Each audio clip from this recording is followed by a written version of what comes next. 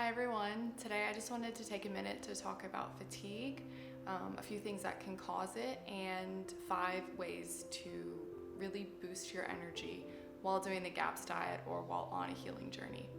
So, it's really normal to experience fatigue when you're doing a healing journey. Your body's detoxing, things are dying off. Sometimes your organs can get overwhelmed by those toxins and pathogens that are dying off. You just feel like you need to rest, and your body's just healing. So it's really, really normal to have fatigue and to feel like you need to rest. But it shouldn't be an all day, every day, for months on end thing. So I'm going to talk about a few ways to deal with fatigue and to support your energy naturally. And so the first one is obviously to heal your gut. So many nutritional deficiencies can make us really tired, give us fatigue. Iron, B vitamins, like really any nutritional deficiency, minerals, and that can happen when your gut isn't healed. If your lining is irritated or there's holes in it, those enterocytes that are meant to break down those nutrients and produce nutrients aren't going to be working properly, and so things can leak into the bloodstream and actually cause kind of an allergic reaction, and just do the opposite of give you nourishment. So healing the gut is essential, but assuming you're already doing that, you're on a GAPS diet, we'll move on to number 2. So the second one is avoiding coffee and caffeine. This might be really obvious to people, but coffee is a drug. I think I live in the coffee capital of the world in Australia. Like, Australians are obsessed with their coffee. It's really rare to go to a house that doesn't have like a $600 espresso machine sitting on their counter. So we love our coffee here, but it's a drug. It signals to your adrenal glands to release adrenaline and cortisol and gets you pumped. But like any other drug, it also causes your body to stop producing its own neurotransmitters and hormones that give you energy, because our body's always trying to be balanced. It doesn't want to be jittery and crazy and running off a ton of adrenaline. So if you're consistently giving it that adrenaline fix, that cortisol fix from coffee, it's going to start lowering its own production. And most of you have probably experienced, the first time you have coffee, the first 10 times you feel pumped, and then soon, a month in, you can't even open your eyes in the morning without it. So it fully is a drug.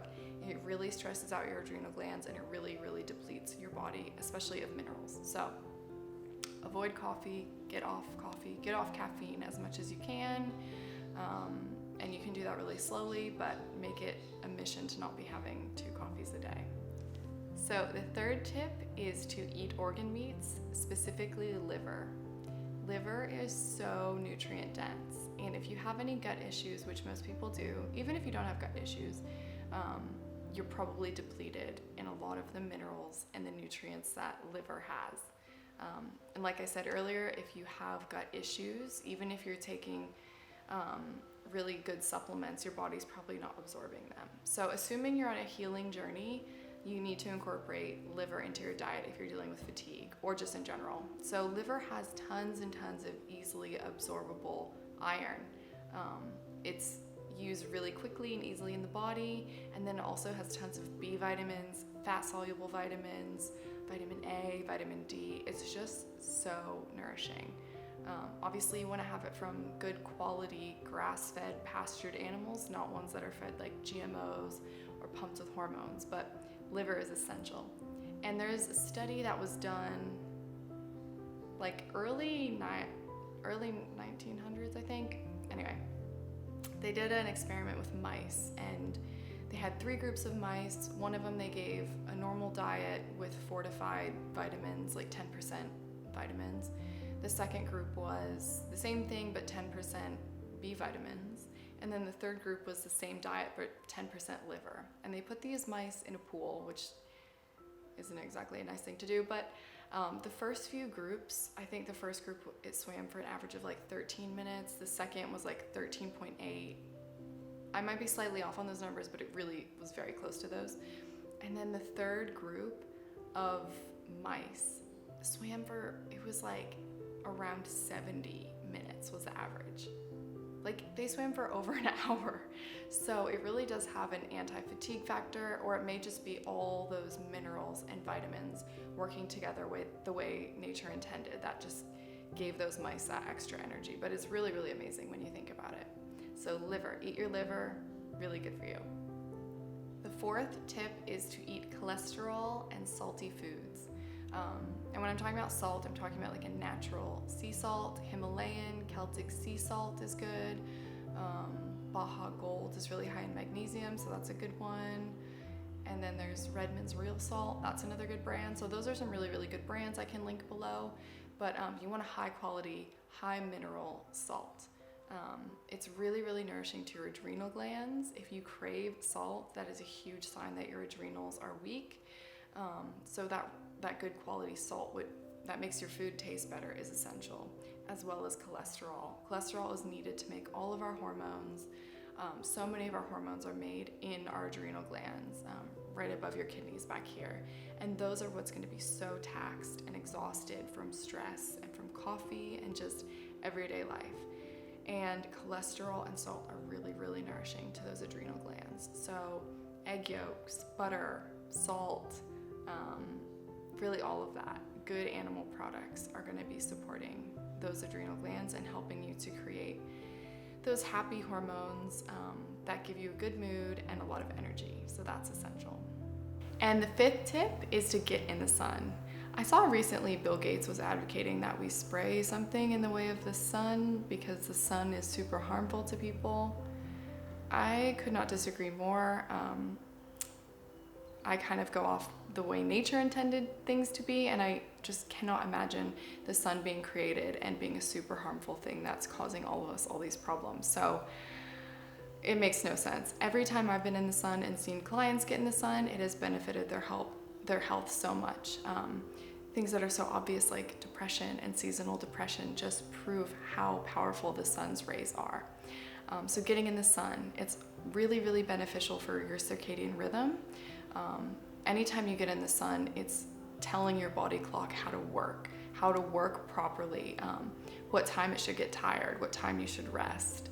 And yeah, it's just really essential to be getting in the sun.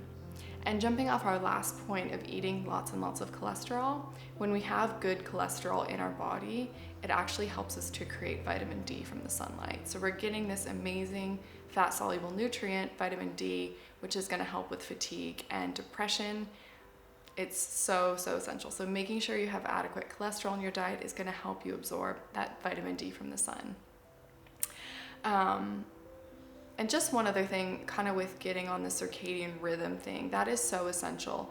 If you can get in the sun, it's going to help your body clock to shift. If you've had a kid, I had a kid about a year ago, and one of the first things you have to realize is their body clock is not on the sun's clock. So you have to get them adjusted. So getting them in the sun and then having them sleep when it's dark is something you really have to actually create and make that a habit.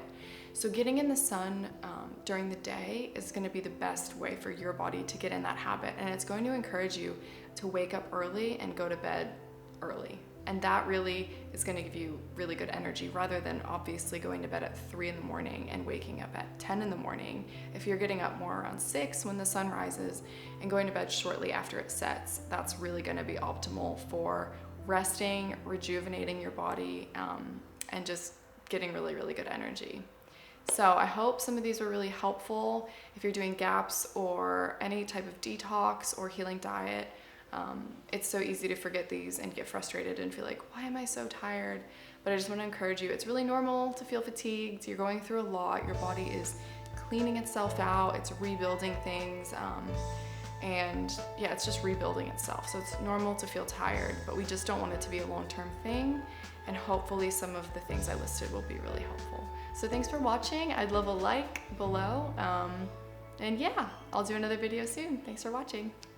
Hi, thanks for watching my video. You can feel free to comment or like below, or you can follow me on Instagram or on my website.